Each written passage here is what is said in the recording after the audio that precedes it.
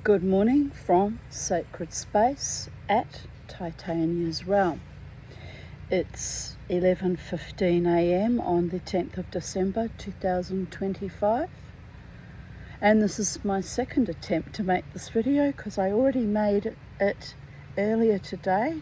I was 36 minutes in when I realised that apart from the fact that my phone was dangerously overheating, that I hadn't filmed anything at all. Very annoying. So I'm back from outer space with this look upon my face, and I'm intrepidly carrying on in the psychedelic dreaming. So I'm back with chapter 6 of Humpty Dumpty, which is going to feel very boring for me because I was already nearly through the chapter when I realised we weren't filming, and insert primal scream here. But I've made a cup of tea and I've decided to carry on. Humpty Dumpty. However, the egg only got larger and larger and more human. When she had come within a few yards of it, she saw that it had eyes and a nose and a mouth, and when she had come close to it, she saw clearly that it was Humpty Dumpty himself. "It can't be anybody else," she said to herself. "I am as certain of it as if his name were written all over his face." It might have been written 100 times easily on that enormous face. Humpty Dumpty was sitting with his legs crossed like a Turk on the top of a high wall, such a narrow one that Alice quite wondered how he could keep his balance. And as his eyes were steadily fixed in the opposite direction and he didn't take the least notice of her, she thought he must be a stuffed figure after all. "And how exactly like an egg he is," she said aloud, standing with her hands ready to catch him, for she was every moment expecting him to fall. "It's very provoking," Humpty Dumpty said, after a long silence, looking away from Alice as he spoke. "To be called an egg? Very." "I said you looked like an egg, sir," Alice gently explained, "and some eggs are very pretty, you know," she added, hoping to turn her remark into a sort of compliment. And she was trying to catch him. "Some people," said Humpty Dumpty, looking away from her as usual, "have no more sense than a baby." Alice didn't know what to say to this. It wasn't at all like conversation, she thought, as he never said anything to her. In fact, his last remark was evidently addressed to a tree. So she stood and softly repeated to herself, "Humpty Dumpty sat on a wall. Humpty Dumpty had a great fall. All the king's horses and all the king's men couldn't put Humpty Dumpty in his place again." "That last line is much too long for the poetry," she added, almost out loud, forgetting that Humpty Dumpty would hear her. "Don't stand there chattering to yourself like that," Humpty Dumpty said, looking at her for the first time. "But tell me your name and your business." "My name is Alice, but it's a stupid name enough," Humpty Dumpty interrupted patiently. "What does it mean?" "Must a name mean something?" Alice asked doubtfully. "Of course it must," Humpty said with a short laugh. "My name means the shape I am, and a good handsome shape it is, too. With a name like yours, you might be any shape, almost." "Why do you sit out here all alone?" said Alice, not wishing to begin an argument. "Why? Because there's nobody with me," cried Humpty Dumpty. "Did you think I didn't know the answer to that? Ask another. Don't you think you'd be safer down on the ground Alice went on, not with any idea of making another riddle, but simply in her good-natured anxiety for the queer creature. That wall is so very narrow. What tremendously easy riddles you ask, Humpty Dumpty growled out. Of course I don't think so. Why, if ever I did fall off, which there's no chance of, but if I did, here he pursed his lips and looked so solemn and grand that Alice could hardly help laughing. If I did fall, he went on, the king has promised me. You may turn pale if you like. You didn't think I was going to say that, did you? The king has promised me, with his very own mouth, to send all his horses and all his men, Alice interrupted rather unwisely.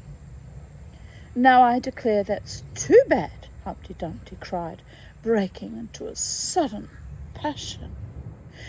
You've been listening at doors and behind trees and down chimneys, or you couldn't have known it. I haven't indeed, Alice said very gently.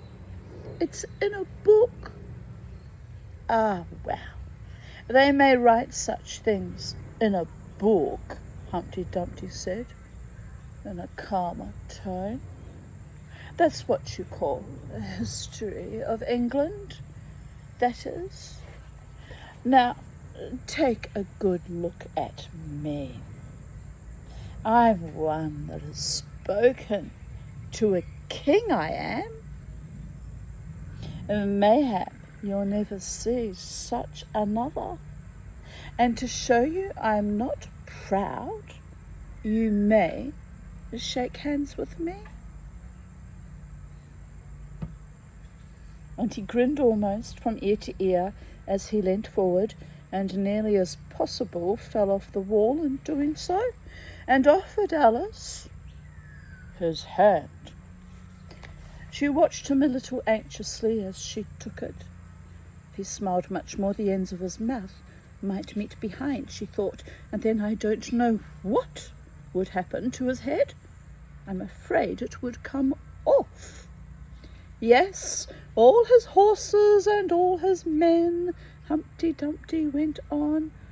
They'd pick me up again in a minute, they would. However, this conversation is going on a little too fast.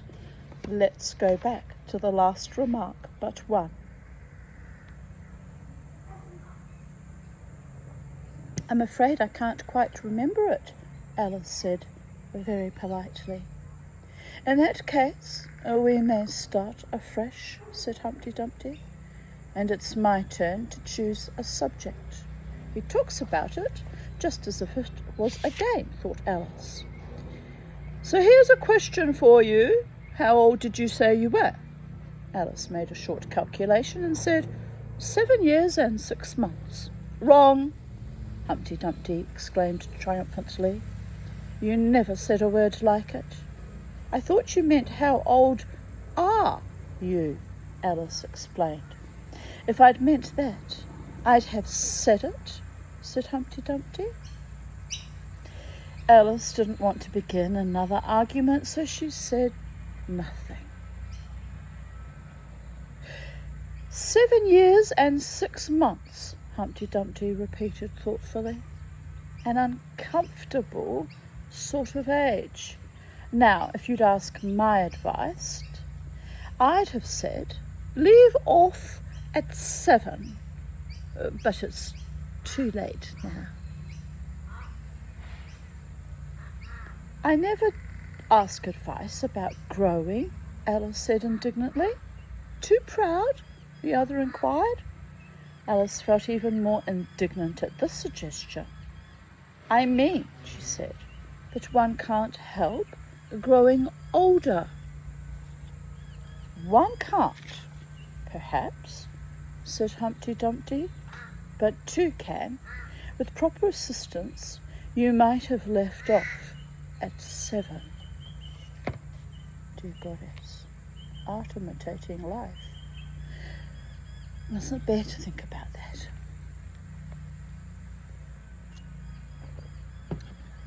Right.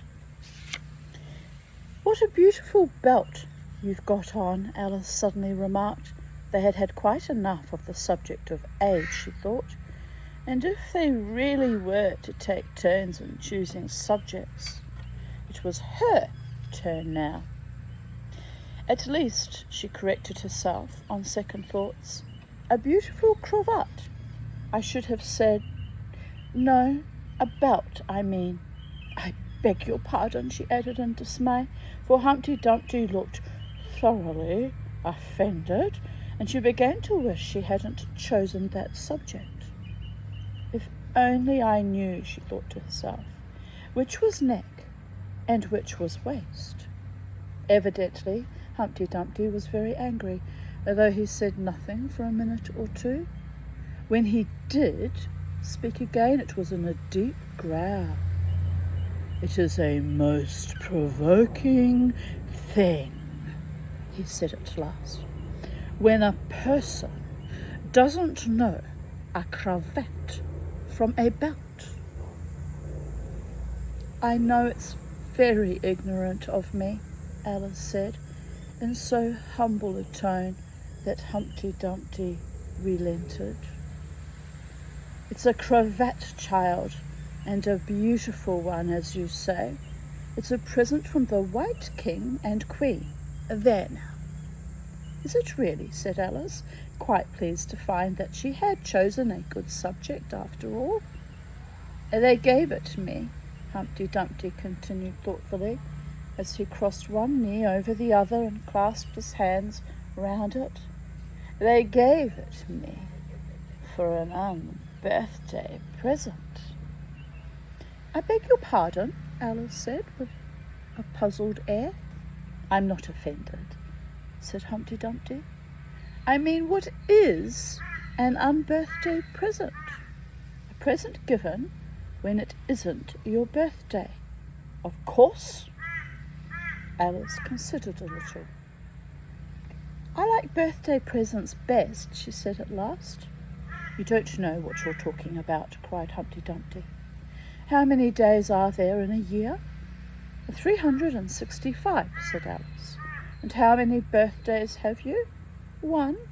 And if you take from 1 from 365, what remains? 364, of course. Humpty Dumpty looked doubtful. I'd rather see that done on paper, he said.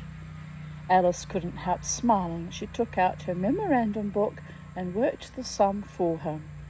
365 less 1 is 364.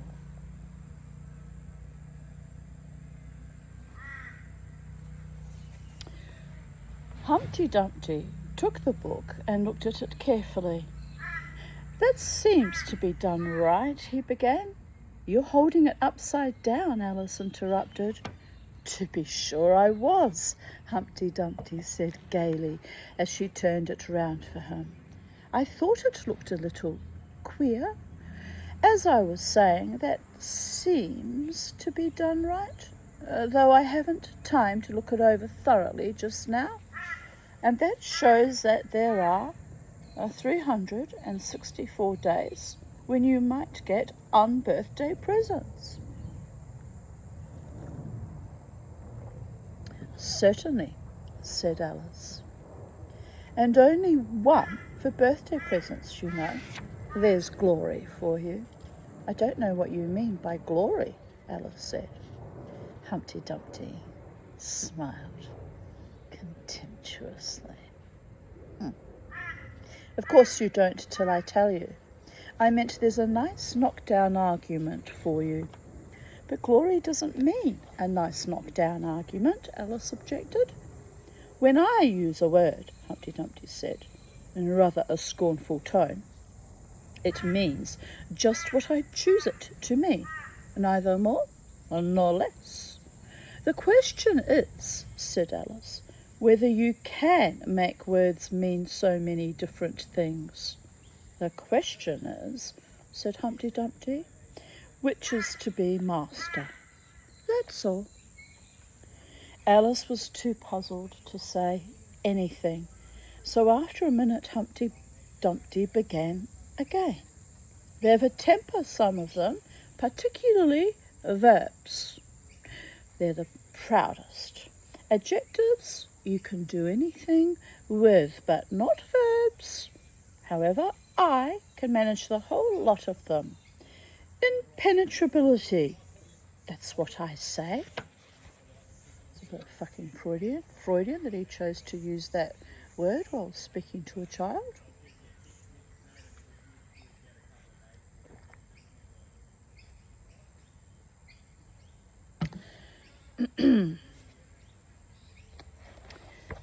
Would you tell me, please, said Alice, what that means? Now you talk like a reasonable child, said Humpty Dumpty, looking very much pleased. I mean by impenetrability that we've had enough of that subject, and it would be just as well if you'd mention what you mean to do next, as I suppose you don't mean to stop here all the rest of your life. It's a great deal to make one word mean, said Alice in a thoughtful tone. When I make a word do a lot of work like that, said Humpty Dumpty, I always pay it extra. Oh, said Alice. She was too much puzzled to make any other remark. Ah, you should see him come round me of a Saturday night, Humpty Dumpty went on, wagging his head gravely from side to side, for to get their wages, you know.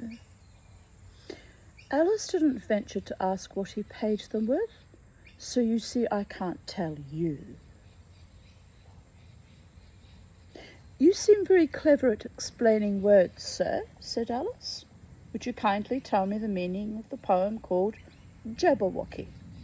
Let's hear it, said Humpty Dumpty. I can explain all the poems that ever were invented, and a good many that haven't been invented just yet.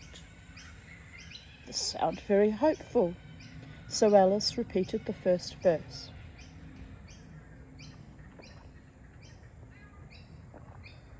Are you happy in the garden, my little boys? You are?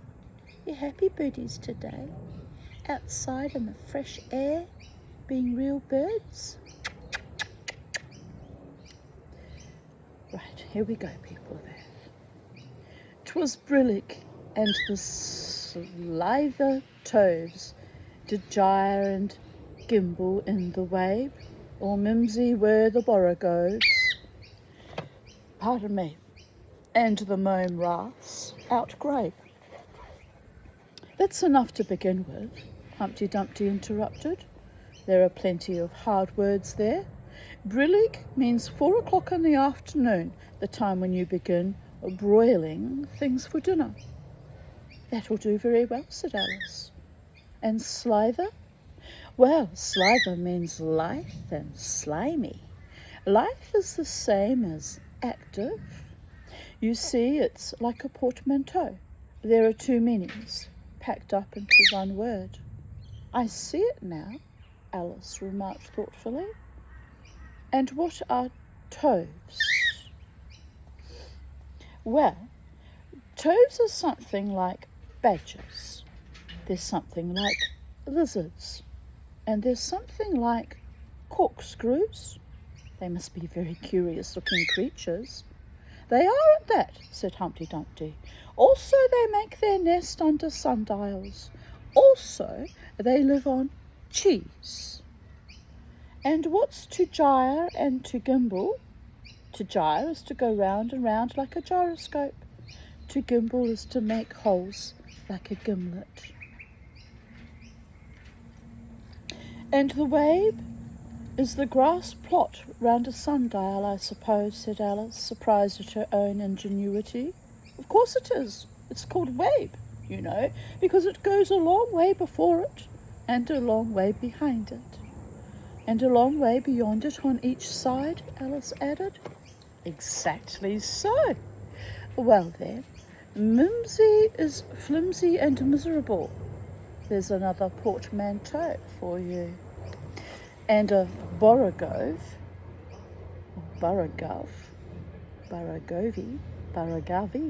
that we'll go with Borogove, is a thin, shabby-looking bird with its feathers sticking out all round, something like a live mop.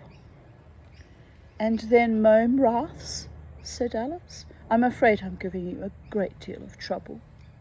Well, a Rath is a sort of a green pig, but Mome I'm not certain about. I think it's short for from home, meaning that they'd lost their way, you know. And what does outgrabe mean? Well, outgribing is something between bellowing and whistling, with a kind of sneeze in the middle. However, you'll hear it done maybe down in the wood yonder. And when you've heard it, you'll be quite content. Who's been repeating all that hard stuff to you? I read it in a book, said Alice, but I had some poetry repeated to me much easier than that, by Tweedledee, I think it was. As to poetry, you know, said Humpty Dumpty, stretching out one of his great hands, I can repeat poetry as well as other folk, if it comes to that. Oh, it needn't come to that, Alice hastily said, hoping to keep him from beginning. The piece I'm going to repeat, he went on without noticing her remark, was written entirely for your amusement. Alice felt that in that case she really ought to listen to it, so she sat down and said, "Oh, thank you," rather sadly. In winter, when the fields are white, I sing the song for your delight. Only I don't sing it, he added, as an explanation. I see you don't, said Alice. If you can see whether I'm singing or not. You've sharper eyes than most, Humpty Dumpty remarked severely. Alice was silent. In spring, when woods are getting green, I'll try and tell you what I mean. Thank you very much, said Alice. In summer, when the days are long, perhaps you'll understand my song. In autumn, when the leaves are brown, take pen and ink and write it down. I will if I can remember it so long, said Alice. You needn't go on making remarks like that, Humpty Dumpty said. They're not sensible, and they put me out. I sent a message to a fish. I told them, this is what I wish. The little fishes of the sea, they sent an answer back to me. The little fish's answer was, we cannot do it, sir, because... I'm afraid I don't quite understand, said Alice. It gets easier further on, Humpty Dumpty replied. I sent to them again to say, it will be better to obey. The fishes answered with a grin, why, what a temper you are in. I told them once, I told them twice, they would not listen to advice. I took a kettle large and new, fit for the deed I had to do. My heart went hop, my heart went thump. I filled the kettle at the pump.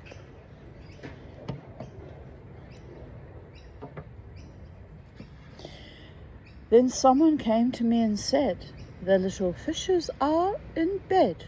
I said to him, I said it plain, then you must wake them up again. I said it very loud and clear. I went and shouted in his ear. Humpty Dumpty raised his voice almost to a scream as he repeated this verse, and Alice thought, with a shudder, I wouldn't have been the messenger for anything. But he was stiff and proud. He said, "You needn't shout so loud." And he was very proud and stiff. He said, "I'd go and wake them if I took a corkscrew from the shelf. I went to wake them up myself, and when I found the door was locked, I pulled and pushed and kicked and knocked. And when I found the door was shut, I tried to turn the handle, but..."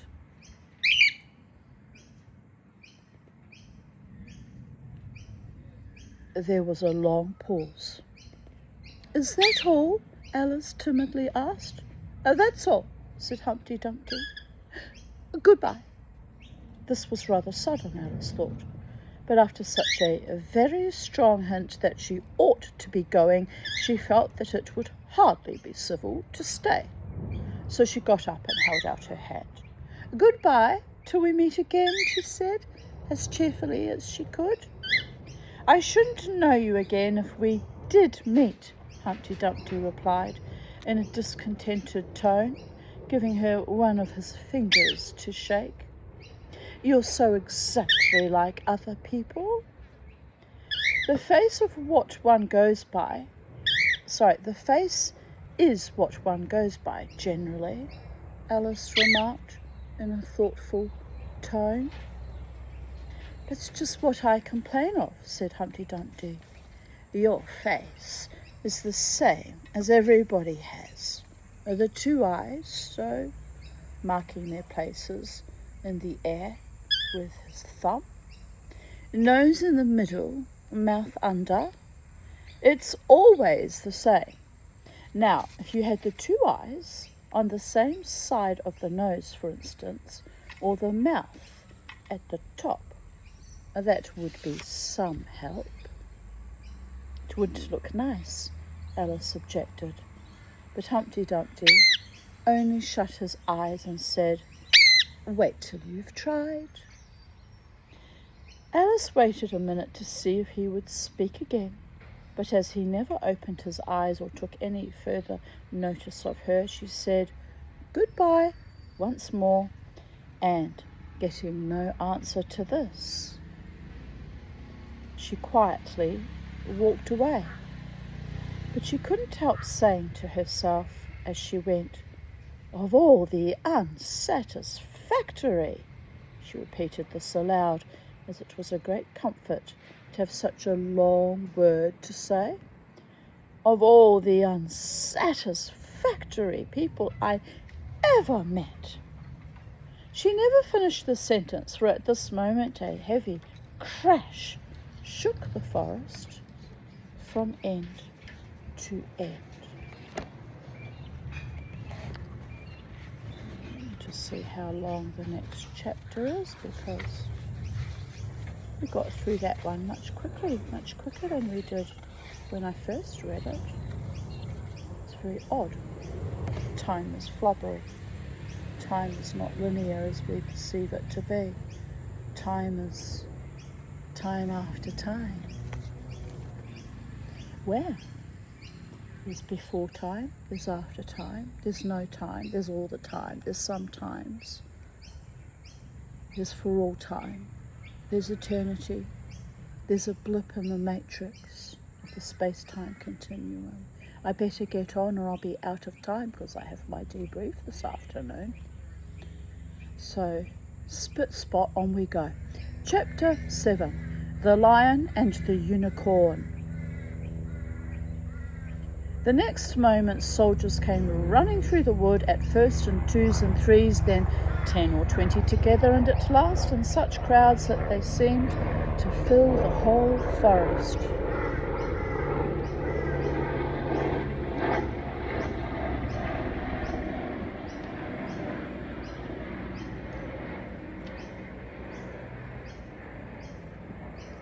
I don't like the sound of the helicopter, little Kermie.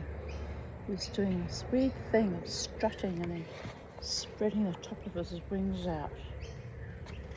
Very unusual posture. I haven't seen him do that before.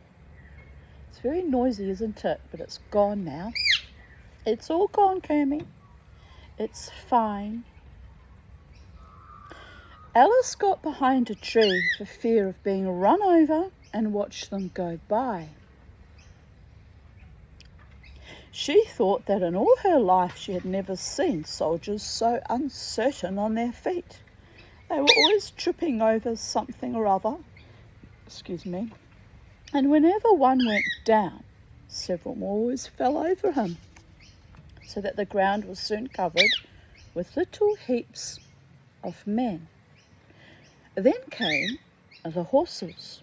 Having 4 feet, these managed rather better than the foot soldiers, but even they stumbled now and then. It seemed to be a regular rule that whenever a horse stumbled, the rider fell off instantly.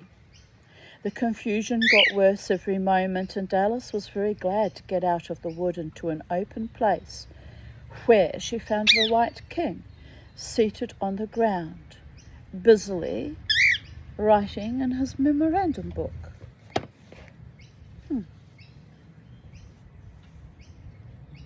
"I've sent them all," the king cried in a tone of delight on seeing Alice.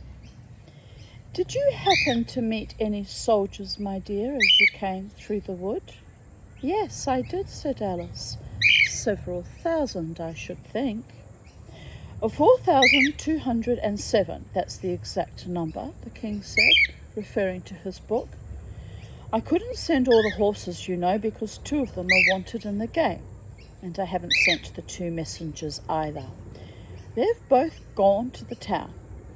Just look along the road and tell me if you can see either of them." "I see nobody on the road," said Alice.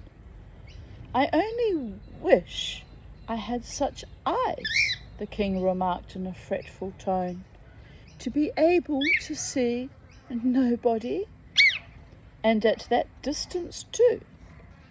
Why, it's as much as I can do to see real people by this light."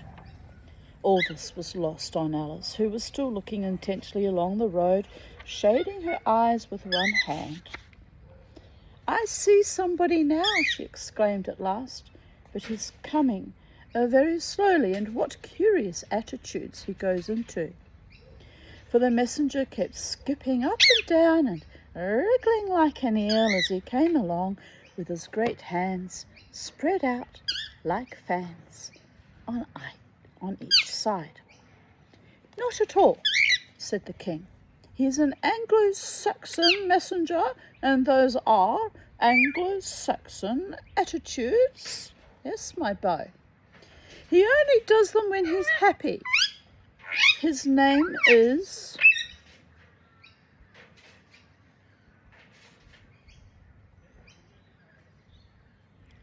"Hea." He pronounced it so as to rhyme with mayor. I'm guessing. Hea, mayor, the mayor of such and such a town, mayor, whatever. Well then, hair or mare. In which case, it should rhyme with hair. Mayor. The mayor of Brisbane. Yeah, we don't say mayor, usually mayor, we say mayor. So then his name is Hare. It's all very confusing. "I love my love with an H," Alice couldn't help beginning, "because he is happy. I hate him with an H because he is hideous. I fed him with ham sandwiches and hay.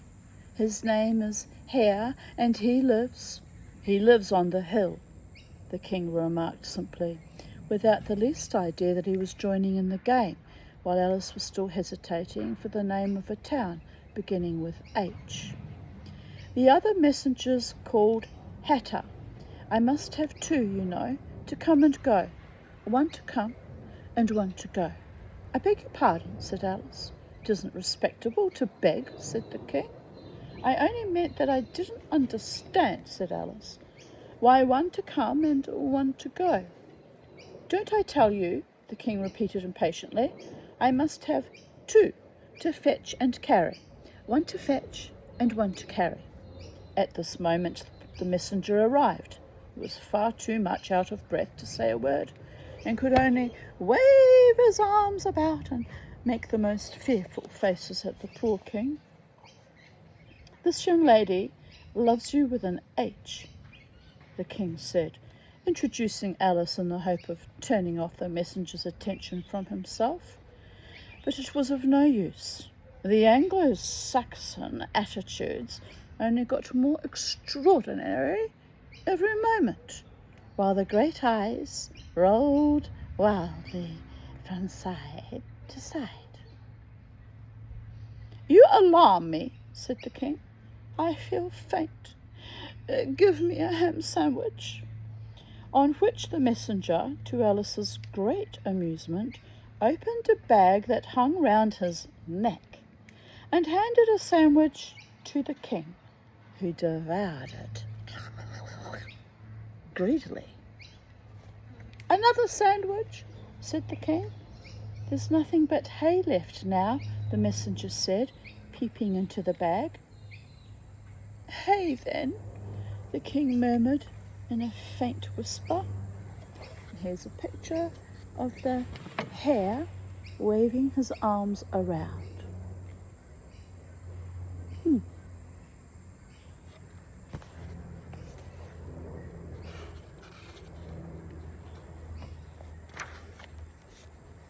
He's playing with one of his toys I bought him recently. It's made out of wicker and he shreds them mercilessly. I'm going to have to buy them more. It's going to be an expensive exercise. It took them about a week to suddenly realise that the toys were theirs and that they could do whatever they wanted to with them and start actually, biting them and playing with them. But they really love them, so I'm really happy that I bought them for the birds,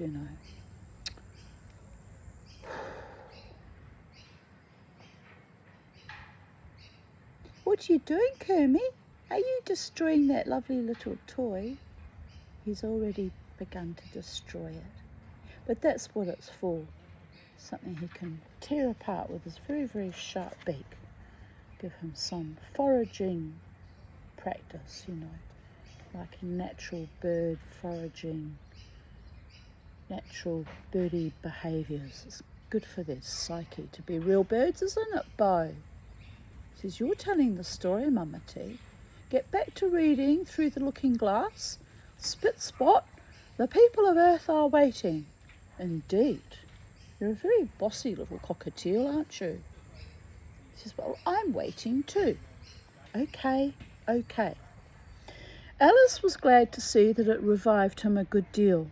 "There's nothing like eating hay when you're faint," he remarked to her as he munched away. "I should think throwing cold water over you would be better," Alice suggested, "or some sal volatile." "I didn't say there was nothing better," the king replied. "I said that there was nothing like it," which Alice did not venture to deny. "Who did you pass on the road?" the king went on, holding out his hand to the messenger for some more hay. "Nobody," said the messenger.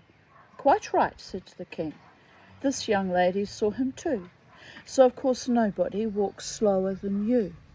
"I do my best," the messenger said in a sullen tone.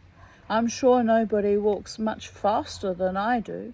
"He can't do that," said the king, "or else he'd have been here first. However, now you've got your breath, you may tell us what's happened in the town." "I'll whisper it," said the messenger, putting his hands to his mouth in the shape of a trumpet and stooping so as to get close to the king's ear.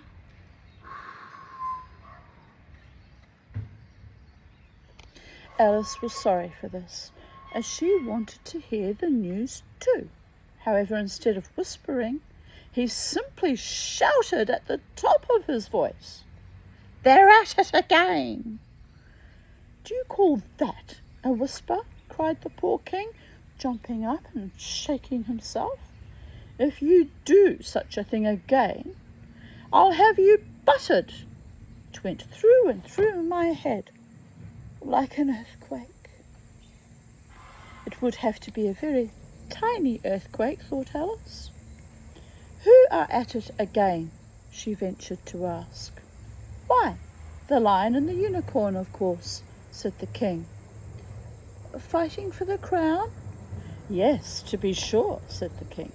And the best of the joke is that it's my crown all the while. Let's run and see them. And they trotted off, Alice repeating to herself as she ran the words of the old song. The lion and the unicorn were fighting for the crown. The lion bet the unicorn all round the town. Some gave them white bread, some gave them brown, some gave them plum cake and drummed them out of town. Plum cake does sound very nice though. I haven't baked in a very long time. I had an idea late last evening. I thought I might bake myself a nice cheesecake to have, for Christmas. But it's such a lot of work, and can I really be bothered? And you can buy a cheesecake for a fraction of the price. But then I thought, no, making something yourself, there's a special magic to it. But then I thought, but it's so damned hot. And then if Jared comes, it has to be gluten-free. And which is fine, I can just buy gluten-free biscuits to put in the base. And then I thought maybe I should make 2 cheesecakes and have one frozen down in the freezers, so that on the off chance that I get guests at any moment in time, I have something to offer them. And then I thought it out again. But I think I will actually do that. Make 2 cheesecakes, one to nibble on, soonish, and one to keep for a bit later. It's nice to have things ready-made in the freezer. And cheesecake is very nice in summer. The only trouble is I'm lactose intolerant, so too much cheesecake it messes with my internal combustion system quite severely. But sometimes you just crave a bit of cheesecake or a bit of cheese, and sometimes my digestion does normal digestive things with it and doesn't purge it out of me in minus 10 seconds. So we'll see. I'll think about it.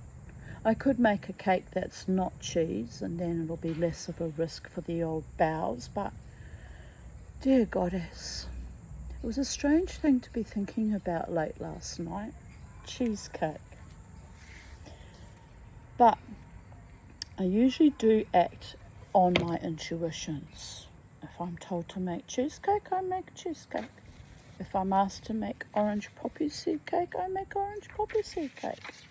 And what does it matter actually what I make, as long as there's something yummy and sweet and, pleasant to have in the house. Right, where were we?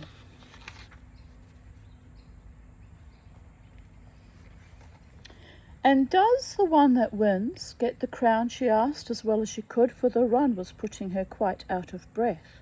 Dear me, no, said the king. What an idea. Would you be good enough, Alice panted on after running a little further, to stop a minute just to get one's breath again?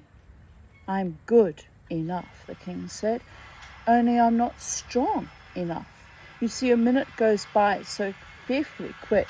You might as well try to stop a bandersnatch.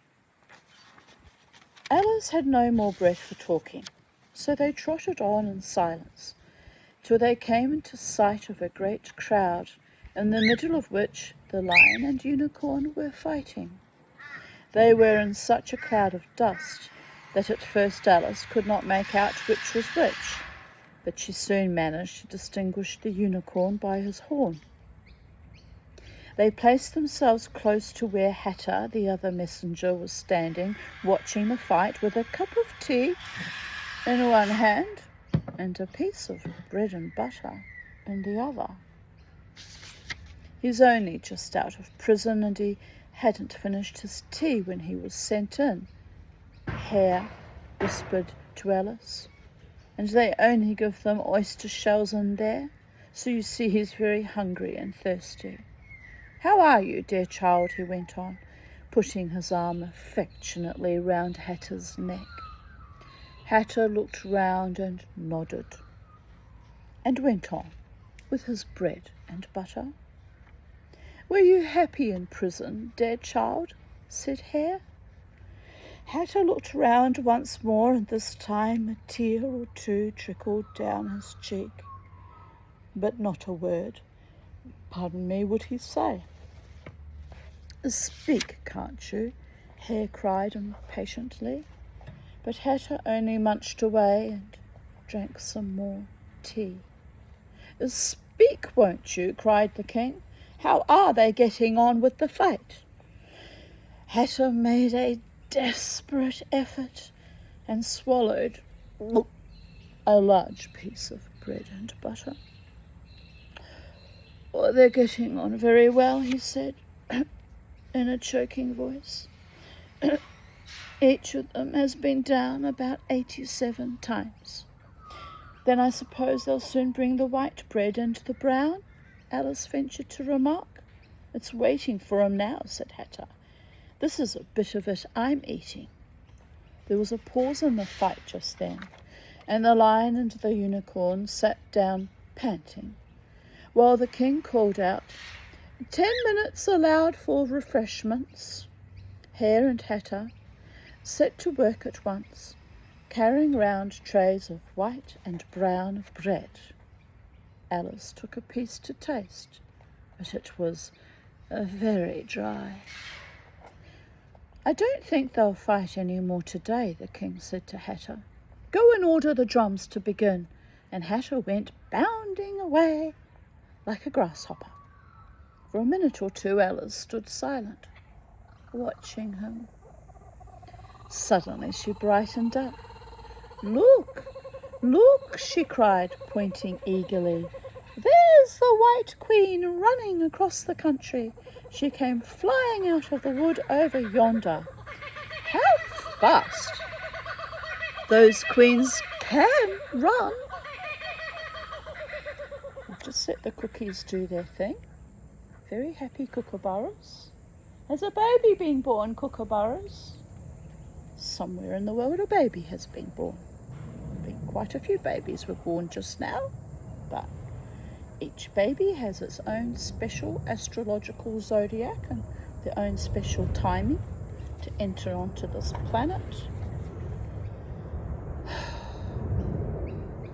It is what it is, people of Earth. There's some enemy after her, no doubt, the king said without even looking round. That wood's full of them. But aren't you going to run and help her? Alice asked, very much surprised at his taking it so quietly. No use, said the king. She runs so fearfully quick. You might as well try to catch a Bandersnatch. But I'll make a memorandum about her if you like. She's a dear, good creature, he repeated softly to himself as he opened his memorandum book. Do you spell creature with a double E? At this moment, the unicorn sauntered by them, with his hands in his pockets. It had the best of it this time, he said to the king, just glancing at him as he passed. A little, the king replied, rather nervously. You shouldn't have run him through with your horn, you know. It didn't hurt him, the unicorn said carelessly. And he was going on when his eye happened to fall upon Alice. He turned round instantly and stood for some time looking at her with an air of the deepest disgust. "What is this?" he said at last. "This is a child," Hare replied eagerly, coming in front of Alice to introduce her and spreading out both his hands towards her in an Anglo-Saxon attitude. "We only found it today. It's as large as life and twice as natural." "I always thought they were fabulous monsters," said the unicorn. "Is it alive?" "It can talk," said Hare solemnly. The unicorn looked dreamily at Alice and said, "Talk, child." Alice could not help her lips curling into a smile as she began. "Do you know, I always thought unicorns were fabulous monsters too. I never saw one alive before." "Well, now that we have seen each other," said the unicorn, "if you believe in me, I'll believe in you. Is that a bargain?" "Yes, if you like," said Alice. "Come, fetch out the plum cake, old man," the unicorn went on, turning from her to the king. "None of your brown bread for me." "Certainly, certainly," the king muttered and beckoned to Hare. "Open the bag," he whispered. "Quick, not that one. That's full of hay." Hare took a large cake out of the bag and gave it to Alice to hold while he got out a dish and a carving knife. How they all came out of it, Alice couldn't guess. It was just like a conjuring trick, she thought.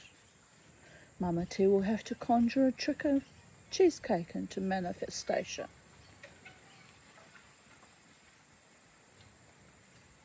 Maybe I'll have a baking frenzy and bake quite a few things in. But they'll have to be things that can be frozen because there's only me here and they go stale otherwise. There's nothing worse than stale cakes or biscuits. I'm thinking this year, it's a very German thing to do and I haven't done it for about 30 years actually, but I'm thinking about making Lebkuchen.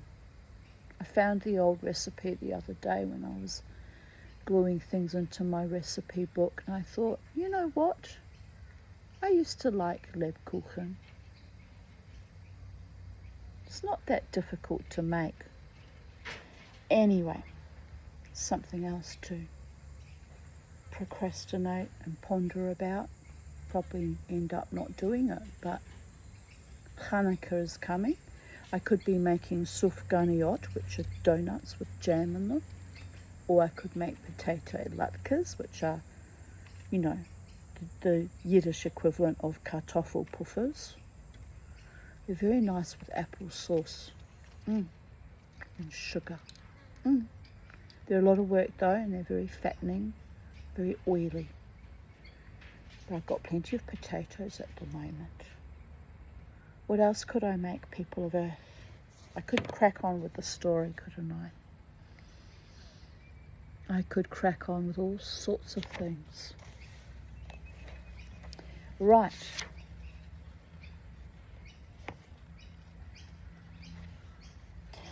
The lion had joined them while this was going on. He looked very tired and sleepy, and his eyes were half shut. "What's this?" he said, blinking lazily at Alice, and speaking in a deep, hollow tone that sounded like the tolling of a great bell. "Huh! What is it now?" the unicorn cried eagerly. "You'll never guess. I couldn't." The lion looked at Alice wearily. "Are you animal, or vegetable, or mineral?" he said, yawning at every word. "It's a fabulous monster," the unicorn cried out before Alice could reply. "Then hand round the plum cake, monster," the lion said, lying down, putting his chin on his paws. And sit down, both of you, to the king and the unicorn. A fair play with the cake, you know. I think he means by that making sure every piece is cut exactly the same so that none is bigger than the other and there's no fighting over who gets the larger serving, people of Earth. The king was evidently very uncomfortable at having to sit down between the two great creatures, but there was no other place for him. What a fight we might have for the crown now, the unicorn said, looking slyly up at the crown, which the poor king was nearly shaking off his head. He trembled so much. I could win easy, said the lion. I'm not so sure of that, said the unicorn. Why, I bet you all around the town, you chicken, the lion replied angrily, half getting up as he spoke. Here the king interrupted to prevent the quarrel going on. He was very nervous and his voice quite quivered. All round the town, he said. That's a good long way. Did you go by the old bridge or the marketplace? You get the best view by the old bridge. I'm sure I don't know, the lion growled out as he lay down again. There was too much dust to see anything. What a time the monster is cutting up that cake. Alice had seated herself on the bank of a little brook with the great dish on her knees and was sawing away diligently with the knife. It's very provoking, she said in reply to the lion. She was getting quite used to being called the monster. I've cut several slices already, but they always join on again. You don't know how to manage looking-glass cakes, the unicorn remarked. Hand it round first and cut it afterwards. This sounded nonsense, but Alice very obediently got up and carried the dish round, and the cake divided itself into 3 pieces as she did so. Now, cut it up, said the lion, as she returned to her place with the empty dish. I say, this isn't fair, cried the unicorn, as Alice sat with the knife in her hand, very much puzzled how to begin. The monster has given the lion twice as much as me. She's kept none for herself anyhow, said the lion. Do you like plum cake, monster? But before Alice could answer him, the drums began. Where the noise came from she couldn't make out. The air seemed full of it, and it ran through and through her head till she felt quite deafened. She started to her feet and sprang across the little brook in her terror, and had just time to see the lion and the unicorn rise to their feet with angry looks at being interrupted in their feast, before she dropped to her knees and put her hands over her ears, vainly trying to shut out the dreadful uproar. If that doesn't drum them out of town, she thought to herself, nothing ever will. And we're going to stop there, and I shall come back tomorrow and tomorrow and tomorrow with chapter 8. So we've read 6 and 7. Right, must remember that. So, it's a glorious day here today in Brisbane, Australia, on the east coast of this immense continent. It's hot, but it's sunny and peaceful and quite lovely, and apart from the awful grinding of the workmen behind me, there's a general peace and a pleasantness in the air, and even my birdie boys are contented being out in the garden and We're very, we're very, very fortunate and blessed indeed. But I shall be glad when they're finished building that bloody house.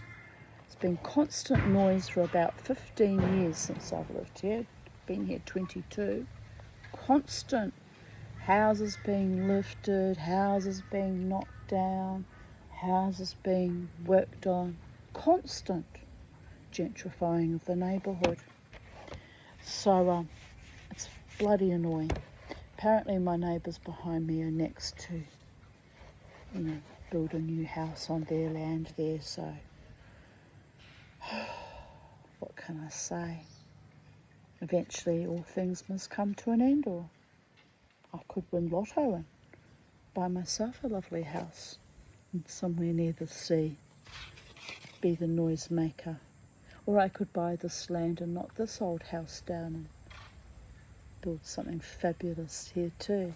But I'd have to win quite a large lotto to do all that. So, what do they say? Jousting sticks, $25. Tell them they're dreaming. But stranger things have been known to happen. I have had 2 houses paid for freehold when I was very, very young. It could happen again. It would take a miracle, but it could happen. Although I really, I've lived here quite contentedly for 22 and a half years, so 22 years and 7 months actually. So it's not so bad. Bo likes it out in the garden, don't you, Bo? And Kermie is chewing on his own beak, which is a sign of contentment, apparently. Crunching your little beak, my little Kermie boy. And snoozing. It's a shame he lost both his really long tail feathers. He looks sort of strange without them, but I guess he'll grow some new ones, maybe. Alright, on that note, I bid you adieu, and I shall come back tomorrow, no doubt. Blessed be from my Titania's realm, sacred space garden, to yours wherever you are, here on this wondrous, magical, swirling blue marble. Bye for now.